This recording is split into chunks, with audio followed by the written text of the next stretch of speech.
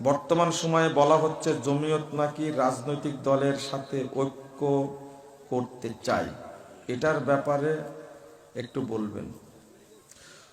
জমিয়তকে চিনেন আপনি? চিনেন না আপনারা?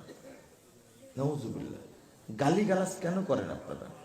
না বুঝে গালিগালাজ করবেন, একটু পড়াশোনা করেন।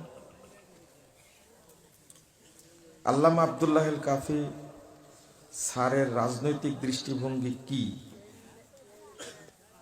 আপনি পড়বেন। যে সমস্ত বই পড়েন আপনারা, আহলে হাদিস পরিচিতিতে পড়েন, পড়লেই বুঝতে পারবেন আপনি। আচ্ছা, আপনারা কি রাজনীতি আর গণতন্ত্র এক মনে করেন? হ্যাঁ, তা আপনারা তো জাহেল। এ প্রশ্ন করেছেন কেন? রাজনীতি কি ইসলামে নাই? হ্যাঁ, নাই। রাজনীতিকে আর গণতন্ত্রকে এক জায়গায় করেন কেন? আমরা কি রাজনৈতিক কথা বলতে পারি না? গণতন্ত্র একটা পচাতন্ত্র, এটা ধোকাতন্ত্র একটা, ধর্ষণ তন্ত্র একটা, এটা খুনতন্ত্র একটা। ইসলামী রাজনীতির সাথে কোনো সম্পর্ক আছে? আপনারা দুইটা গুলিয়ে ফেলেছেন তো একটা। আসলে আমাদেরও শরম টরম কম আছে, পড়াশোনা না করে না জেনে উল্টা কথা বলি, তাই না?